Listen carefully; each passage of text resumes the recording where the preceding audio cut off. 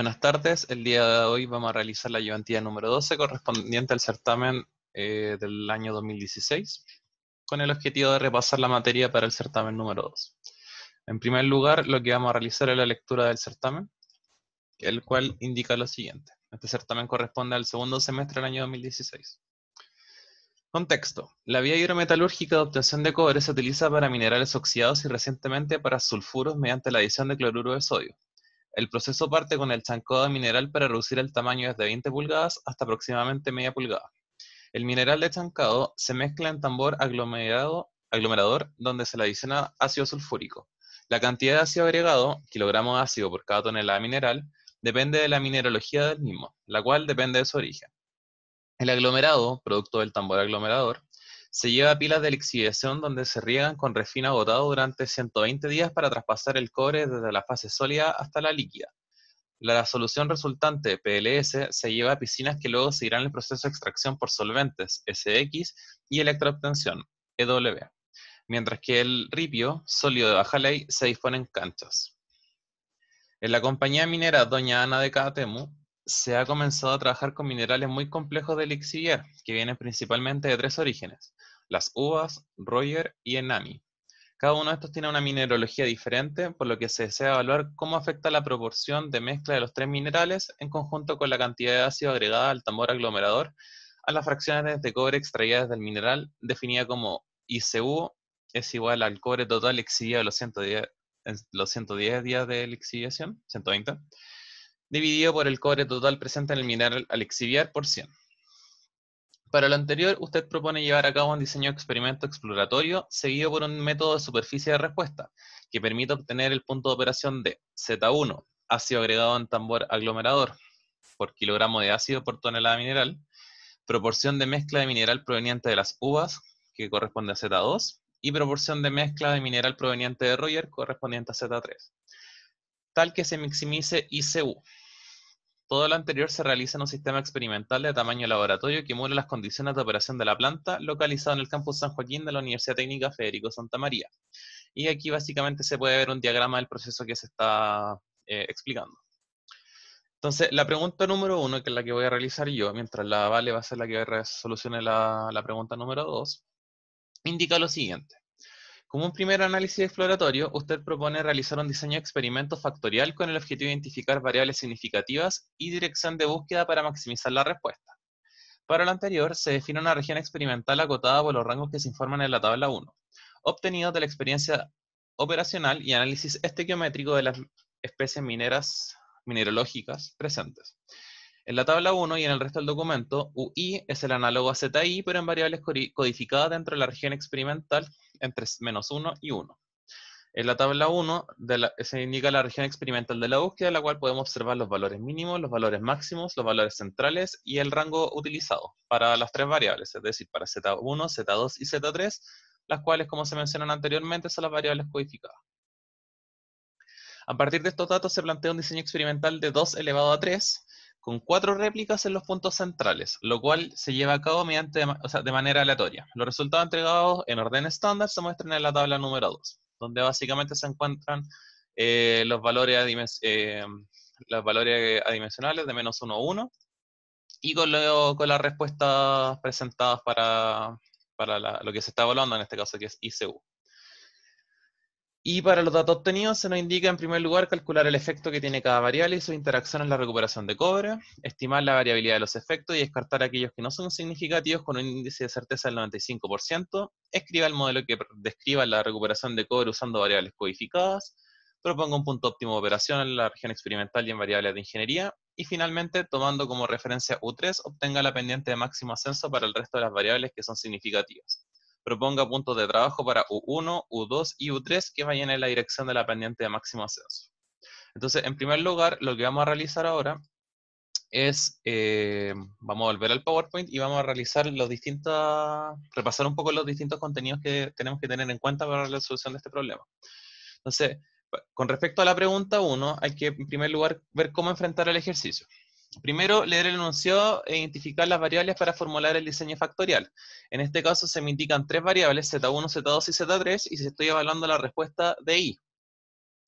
Cabe destacar que también se me indica el tipo de modelo, que en este caso es 2 elevado a 3. Luego tengo que observar la tabla y ver si hay réplica, y si la hay, ¿de qué tipo? Como ya pudimos apreciar a partir de la lectura que realizamos, el problema indica que tengo réplicas centrales. Por otra parte, están normalizadas las variables. En este caso, las variables ya se encuentran normalizadas con valores de -1 y 1 para las variables de estudio. Ya están codificadas, así que ese paso en particular en este ejercicio no resulta necesario. Luego, la obtención de efectos y coeficientes, tabla de contraste o algoritmo de Yates. Cabe destacar que en este caso, si se fijan en lo que me están solicitando las preguntas, de hecho las preguntas en este problema son secuenciales, por lo tanto, la gracia de este problema es que me están indicando, por así decirlo, todos los pasos que necesito seguir para poder obtener las respuestas que se me piden. Luego hay que analizar la significancia de efectos y finalmente analizar y concluir. Particularmente en el análisis y conclusiones, donde vamos a analizar los puntos óptimos de operación y un análisis dependientes.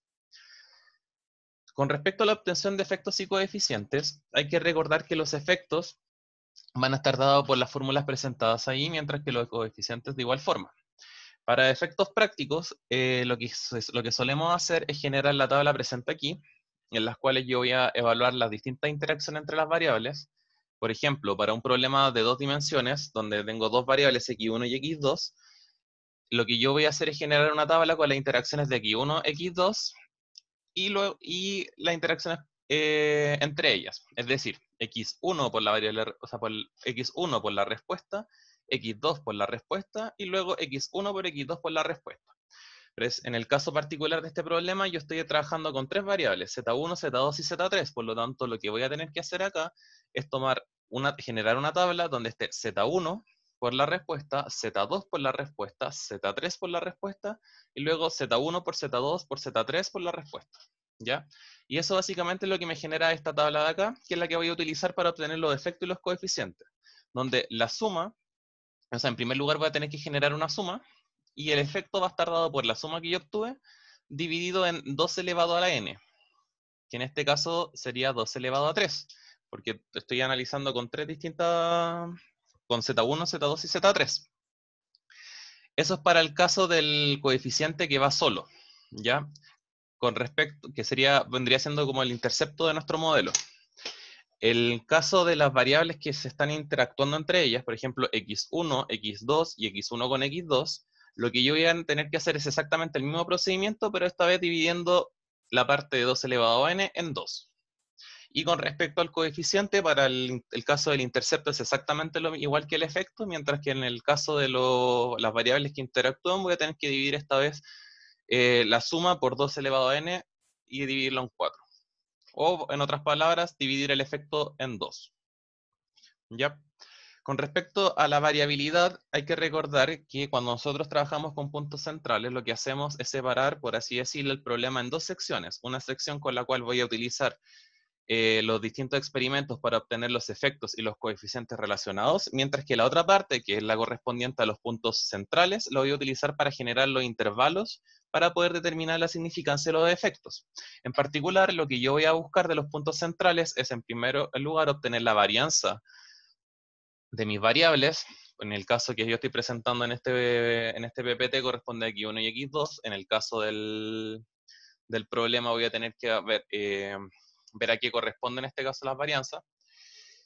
Y por otro lado, tengo que analizar la varianza de los efectos, o sea, la de los efectos, que va a ser básicamente 4 veces lo que obtuve anteriormente dividido en n, donde es importante recalcar que el n que voy a trabajar acá va a ser el n correspondiente a las réplicas en las cuales, o las corridas experimentales, mejor dicho, en las cuales yo estoy analizando los efectos, es decir, no en mis puntos centrales.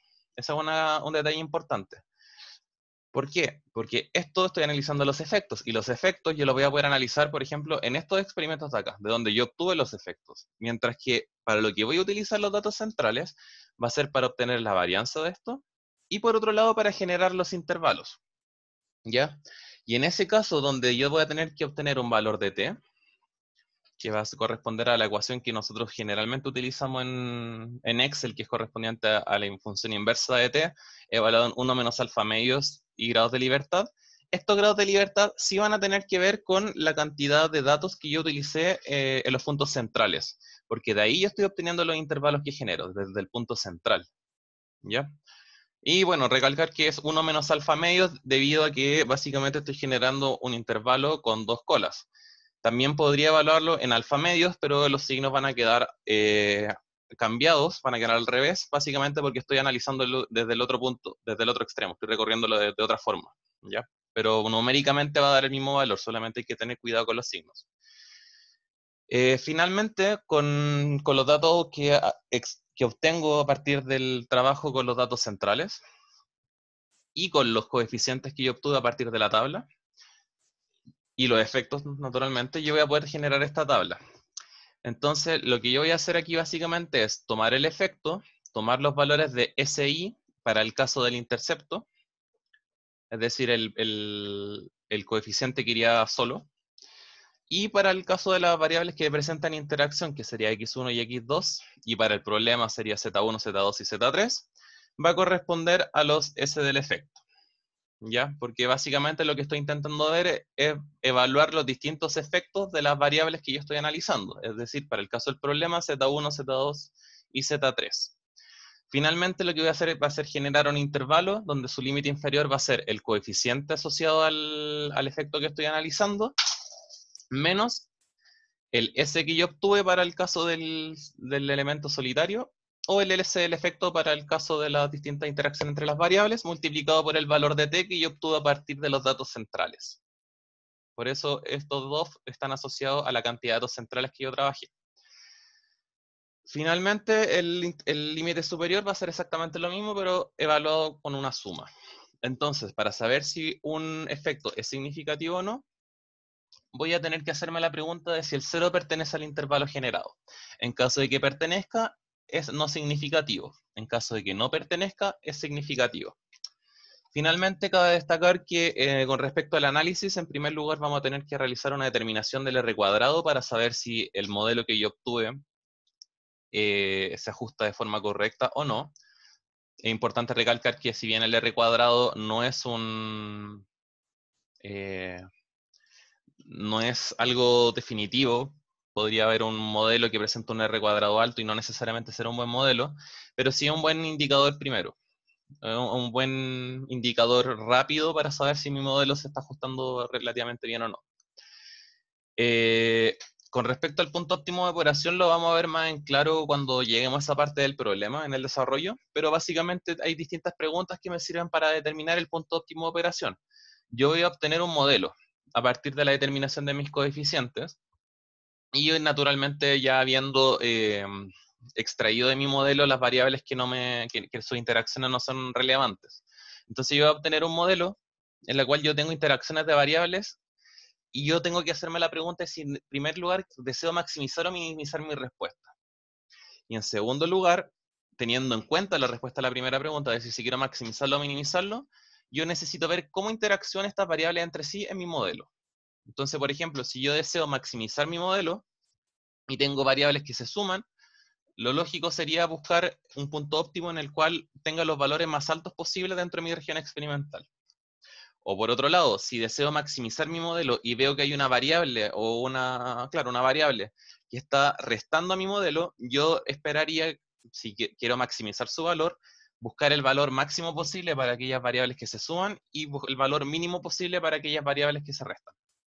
¿Ya? Entonces, teniendo eso en consideración, nosotros ahora vamos a pasar a trabajar al Excel. Ya. Aquí, como pueden apreciar, ya traspasé los datos que se presentan en el problema, que son los que corresponden a esta tabla de aquí. En primer lugar, lo que yo hice fue separar inmediatamente los puntos centrales de los puntos de los cuales yo voy a obtener los efectos y los coeficientes. ¿Ya? Entonces, con estos valores de acá, que sí, que los puedo marcar en un color más claro, por ejemplo, eso que está en gris, van a corresponder a los datos que yo voy a utilizar para obtener los coeficientes, mientras que estos de aquí que quedaron en blanco son los datos o las corridas experimentales que yo voy a utilizar para obtener la variabilidad del sistema y posteriormente generar los intervalos para determinar las significancias de las distintas interacciones. ¿Ya? Entonces, en primer lugar, lo que yo necesito hacer, esto lo pueden reemplazar directamente en las ecuaciones después, pero yo lo suelo hacer así por un tema de orden, es obtener el valor de 2 elevado a la n. En este caso, el problema me indican textualmente a partir del enunciado que es 2 elevado a 3. Aquí, obviamente, en la tabla se les presentan 4 valores, U0, U1, U2 y U3. ¿Ya? Por lo tanto, uno podría intender a pensar que en realidad es de modelo 2 a la 4. Pero si leen específicamente el problema, se le indica que es 2 a la 3. Y a partir, incluso aunque no se lo dijeran, podrían observarlo inmediatamente de esta tabla, porque si se fijan, U0 es constante en todo momento. En ningún momento estoy evaluando esta variable, por lo tanto, en el fondo lo que estoy haciendo es ver las interacciones de estos tres y cómo responde. ¿Ya? Esto es simplemente un elemento constante que no afecta en absolutamente nada en el problema. Por lo tanto, yo voy a trabajar con estas tres variables y por lo tanto mi modelo va a ser de tipo 2 elevado a 3. Entonces, como mencionamos anteriormente en el PPT, lo que vamos a realizar en estos momentos es básicamente, vamos a generar una tabla en la cual vamos a poder hacer las interacciones entre todas las variables. Entonces, yo tengo U1, U2 y U3. Por lo tanto, lo que voy a realizar en primer lugar es una columna en la cual no tengo ninguna variable asociada que va a ser el equivalente al intercepto. Entonces, en esta variable de aquí, o sea, en esta columna, mejor dicho, lo que yo voy a hacer va a ser copiar los valores del i experimental obtenidos, ¿ya? No le voy a hacer ningún procedimiento adicional, sino que simplemente los voy a copiar. En segundo lugar, voy a generar las interacciones. Entonces, ¿qué variables tengo? Tengo U1, U2 y U3. Por lo tanto, la primera va a ser U1 por la variable experimento, o sea, por la respuesta del experimento, luego U2 por el experimento, luego U3 por el experimento, luego U1 por U2, es decir, la interacción entre 1 y 2, luego la interacción entre 1 y 3, luego entre 2 y 3, y luego entre todas, ¿ya? Básicamente estoy viendo todas las interacciones posibles del modelo. Es decir, para 0 va a ser simplemente el valor de experimental. Para U1 va a ser el valor de U1 codificado por la respuesta del experimento. Para 2 de igual forma, para 3 exactamente lo mismo. Acá la interacción de 1 con U2 sería menos 1 por menos 1, que son las variables codificadas asociadas a U1 y U2, por la respuesta, y así sucesivamente para cada una de las interacciones. Luego lo que yo voy a realizar es la suma, pero acá hay que tener cuidado porque recuerden que estoy solamente trabajando con los datos de acá, no con los datos centrales, por lo tanto, solamente los datos que tengo marcados acá en gris son aquellos con los que yo trabajo. A partir de esas interacciones que obtengo esta suerte de matriz, lo que yo voy a hacer acá es básicamente la suma de las columnas, es decir, voy a sumar todos estos valores y obtener la suma, sumar todos estos valores y obtengo esa suma, todos estos valores y obtengo esta suma, y así sucesivamente. Entonces, en primer lugar, genero una nueva celda que corresponde a la suma de todos los valores asociados a cada variable.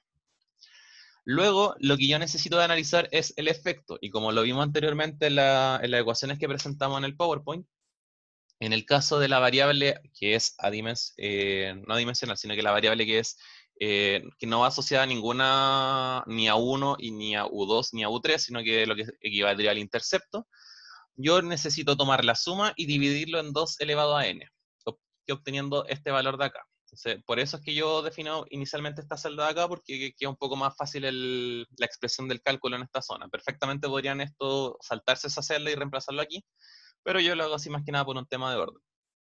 ¿Ya? Entonces, yo tomo esta suma y la divido en 8 en este caso, y obtengo el efecto.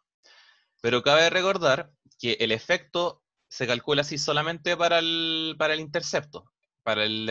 Cuando yo estoy considerando las interacciones entre las variables, es decir, U1, U2 y U3, yo tengo que hacer exactamente lo mismo, pero la parte de abajo de la fracción yo la tengo que dividir a su vez por 2, obteniendo, en este caso, por ejemplo, sería 53,35, todo eso dividido en la división entre 8 y 2, o sea, entre 4.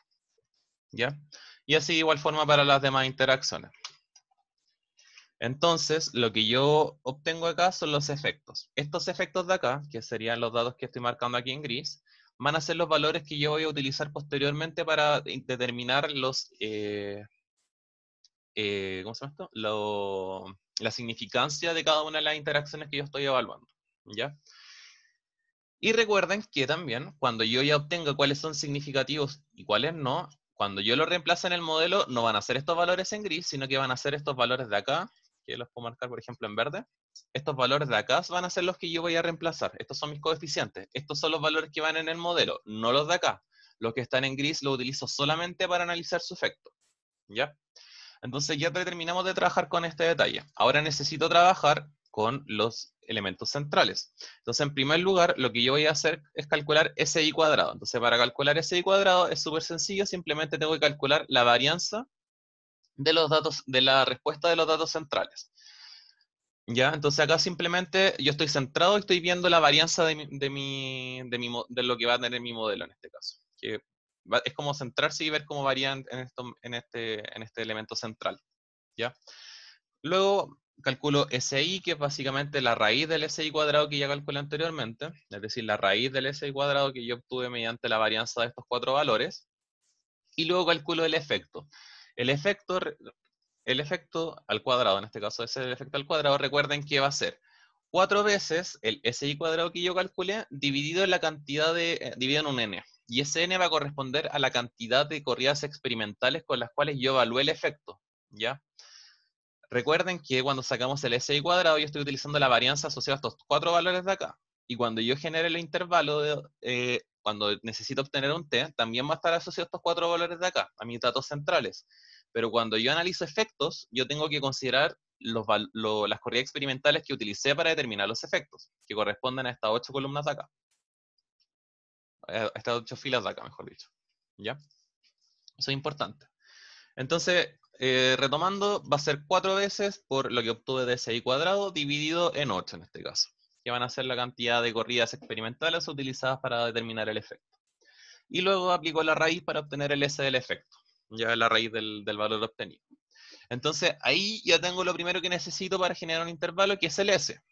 También ya tengo el elemento central al cual voy a aplicar en torno al cual voy a generar el intervalo, los límites, que va a ser básicamente el efecto. Entonces, lo otro que necesito ahora es el valor de t para generar el intervalo. ¿Y cómo obtengo ese t? En primer lugar, necesito darme los grados de libertad. ¿Qué grados de libertad van a ser? Los asociados a los datos centrales. Es decir, tengo 4 valores, por lo tanto, los grados de libertad va a ser 4 menos 1, correspondiente a un valor de 3. Entonces, mi grado de libertad son 3. La certeza que yo voy a utilizar en este caso va a ser un 95%, que es la que solemos utilizar. Podría ser perfectamente otro valor. Por lo tanto, obtenemos beta, obtenemos alfa a partir de 1 menos beta y luego obtenemos 1 menos alfa medios. ¿Por qué 1 menos alfa medios? Porque estamos generando un intervalo de 2 colas. ¿Ya? Cabe recordar aquí, como mencioné anteriormente, que perfectamente también podría evaluarlo en alfa medios, pero tengo que considerar que si lo evalúo en alfa medios, lo que estoy haciendo básicamente es recorrer mi distribución de otra forma, ¿ya? Estaría evaluando desde el otro límite, por lo tanto, el valor que van a obtener de t va a estar con el signo contrario, ¿ya? Pero numéricamente va a ser el mismo valor.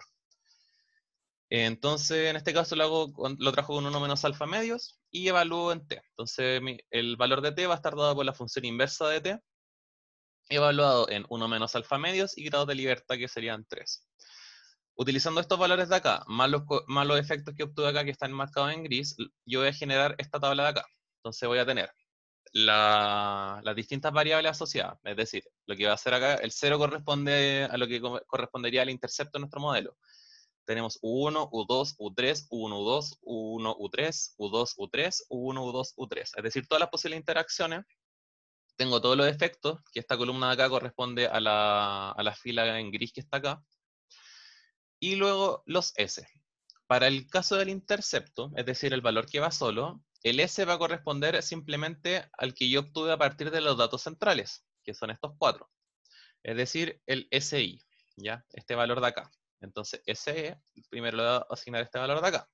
Y con respecto a los efectos, yo tengo que utilizar el S de los efectos. Por lo tanto, sería el S de 1,61. Es decir, que estas celdas de acá, todas estas de aquí, van a corresponder al valor del S del efecto. Y luego finalmente genero los límites inferiores y superiores, donde el límite inferior va a ser el efecto menos el valor de S por el valor de T que yo obtuve. Y para el límite superior va a ser exactamente lo mismo, pero en lugar de menos yo lo voy a sumar. En cambio, para el valor de U1 va a ser exactamente lo mismo, pero U1, U2 y todas las demás interacciones, pero considerando que el S que yo estoy evaluando van a ser los S de los efectos y no el S obtenido a partir de los datos centrales. ¿Ya? Eso es la única cosa relevante que tienen que tener en consideración en esta situación. Y luego hago el análisis de la significancia. Para saber si es significativo, no recuerden que necesito saber si el 0 pertenece al intervalo generado. Entonces, una forma, pueden verlo visualmente, o otra forma rápida que pueden utilizar para verlo más rápidamente, valga la redundancia, es multiplicar el límite inferior por el límite superior. Si el 0 pertenece, significa que hay un cambio de signo en el fondo. Por lo tanto, les va a dar negativo.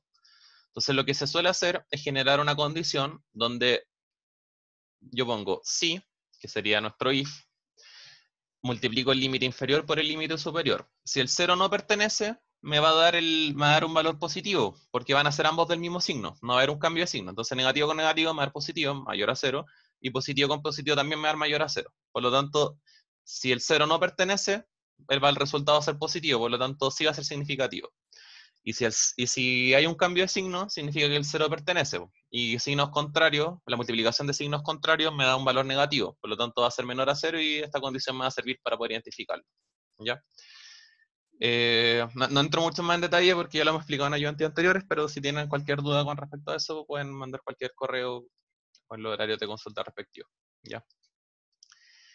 Entonces, ya tengo el análisis de qué variables son significativas o no, y obtuve que básicamente U1 es significativo, U2 es significativo, U3 es significativo, y la interacción entre U1 y U2, ¿ya?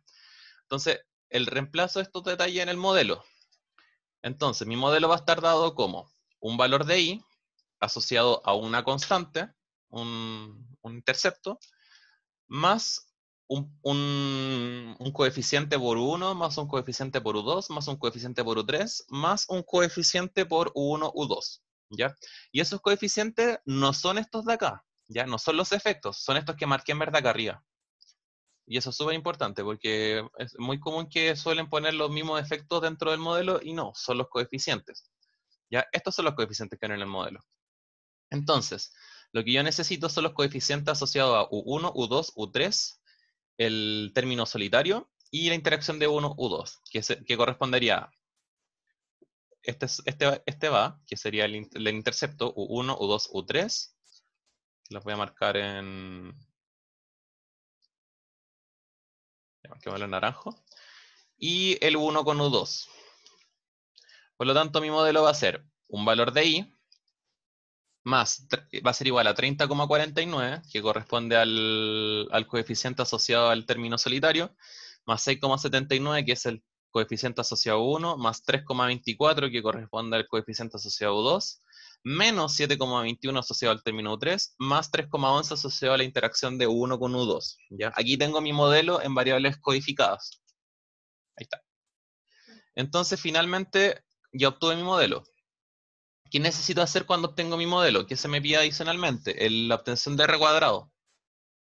Por lo tanto, el R cuadrado, ¿qué es lo que yo necesito para obtener el R cuadrado? Necesito mis datos experimentales, que los tengo acá, pero necesito el I de mi modelo. Y con el I de mi modelo y los datos experimentales puedo sacar el error. Y finalmente saco la varianza de mis datos experimentales, de mi respuesta, y luego la varianza del error y aplico la fórmula de R cuadrado. Entonces lo que necesito ahora es generar una columna para mi I de modelo. Entonces, lo que hice acá fue copiar la columna de los datos experimentales y generé una columna de mi modelo, donde si se fijan, es básicamente por ejemplo, para el primer punto, va a ser el valor de U1 codificado, porque recuerden que este modelo que obtuve acá está en variables codificadas. Entonces, para mi punto va a ser U1 codificado por su coeficiente asociado, más U2 por el coeficiente de... Corrijo. Va a ser mi coeficiente solitario más U1 por el coeficiente asociado a 1, más U2 por el coeficiente asociado a U2, más U3 por el coeficiente asociado a U3, más U1 por U2 por el coeficiente asociado a U1 por U2, ¿ya? Y eso sucesivamente para para todas las corridas. Por ejemplo, para esta corrida de acá, va a ser los valores asociados a esa corrida por los coeficientes respectivos, ¿ya? Siguiendo el modelo que se indica aquí, que sería 30,49 más 6,79 por 1, etc. ¿Ya? Entonces, para cada valor, para cada interacción, para cada repetición, para cada réplica, yo calculé el I de modelo y tengo mi experimental. Entonces calculo el error, que va a ser básicamente el valor de la respuesta del experimento realizado, menos el valor predecido por el modelo. Y luego, para obtener el R cuadrado, lo que hago es calcular la varianza de mis I del experimento, la varianza de mis errores, que sería estos de acá, ahí está marcado, y finalmente aplico la fórmula, que sería 1 menos la varianza del error dividido la varianza de mis datos experimentales, que sería lo que pueden ver acá. ¿Ya? Entonces, ahí obtengo mi R cuadrado, que presenta un valor de 0,95, aproximadamente 0,96, lo cual me indica, como primera aproximación, de que el modelo que yo obtuve se ajusta correctamente a los datos experimentales. ¿Ya? Recuerden que el R cuadrado no es un indicador robusto, hay otros indicadores que me pueden indicar si el modelo que yo obtuve es bueno o no, pero para el caso en particular se me solicita simplemente el R cuadrado. Entonces, lo que me solicitan ahora es la obtención del punto óptimo. Entonces, lo que yo hago es irme acá. Entonces, acá entran o encuentran sentido las consultas que yo coloqué en el PPT. Si recuerdan, en primer lugar, ¿qué se me solicita? Entonces, lo que se me está pidiendo acá básicamente es que la respuesta sea lo más grande posible, en palabras sencillas. Y yo tengo este modelo. Entonces, ¿qué tengo que tener en mente? Necesito que el valor de i sea el más grande posible. Y segunda pregunta, ¿cuál era? ¿Cómo interactúan mis variables dentro del proceso? Entonces, yo necesito que esto crezca.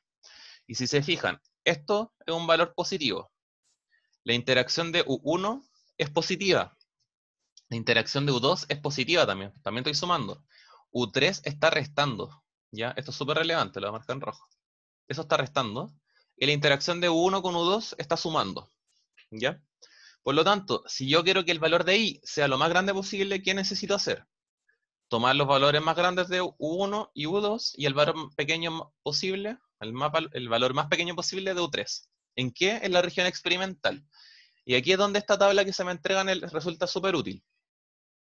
De hecho, es súper fácil la lectura con esta tabla, porque lo que hice fue simplemente copiarla del, del Word. Entonces veo, ¿qué necesito para U1 y U2? Los valores más grandes posibles. Entonces tomo U1 y U2, que son asociados Z1 y Z2. Entonces valor alto, 40 y 0,9.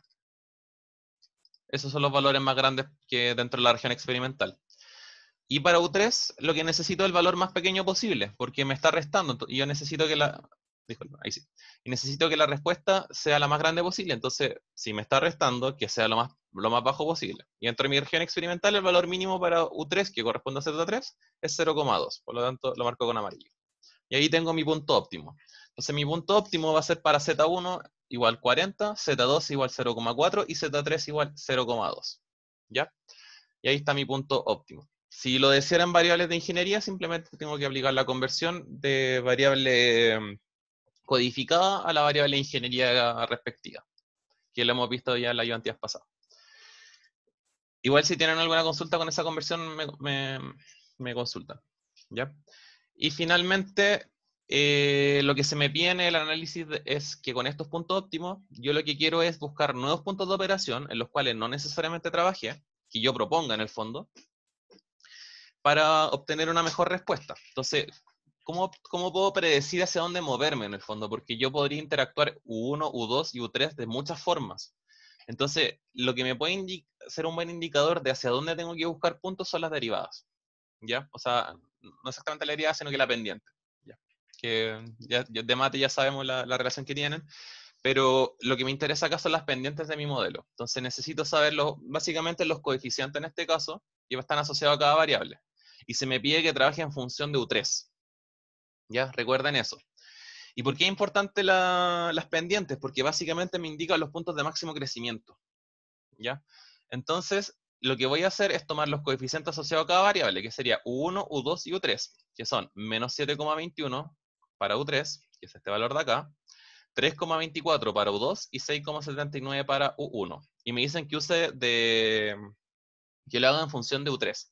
Entonces, con los coeficientes que yo obtuve, las pendientes de máximo censo de U1 con respecto a U3 y de U2 con respecto a U3 va a ser el coeficiente de U1, para el caso de U1, dividido en el coeficiente de U3.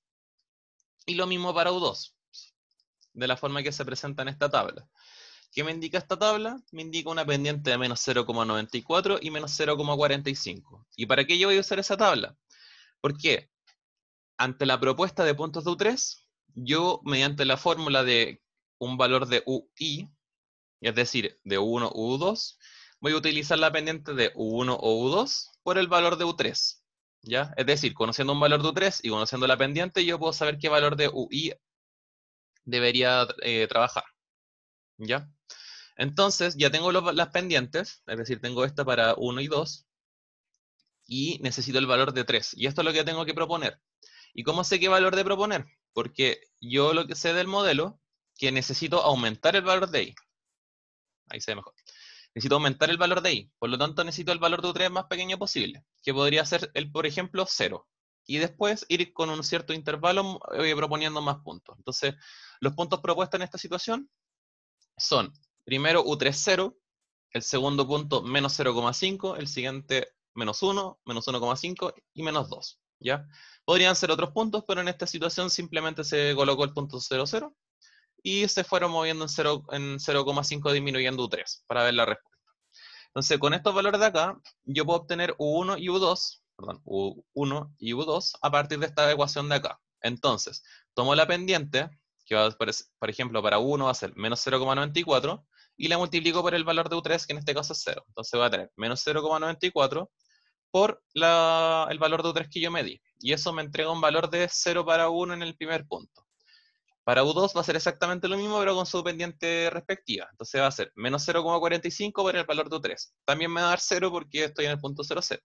Pero por ejemplo, para menos 0,5 voy a tener que va a ser menos 0,94 por menos 0,5 me entrega un valor de U1 de 0,47. Para el caso del punto 2 va a ser menos 0,45 por el valor de U3, que es menos 0,5, y obtengo un valor de 0,23. Y así sucesivamente para el resto de puntos, y esto es la última consulta que se hacía en la pregunta número 1. ¿Ya? Es decir, que con este paso terminamos el análisis. Entonces, si nosotros volvemos al enunciado, que es lo que estoy presentando acá, calcular el efecto fue lo primero que hicimos, estimar la variabilidad de los efectos también, descartamos los no significativos, escribimos el modelo que describe el problema, propusimos el punto óptimo y finalmente propusimos los puntos de trabajo. Entonces, si se fijan en la pregunta 2, van a seguir trabajando con los resultados que nosotros tuvimos para explorar fuera de la región experimental, que es básicamente el desarrollo que van a ver con la Vale. ¿Ya? Espero que le haya quedado muy claro y cualquier consulta no duden en preguntar, tienen nuestro correo y los horarios de consulta respectivos. Muchas gracias.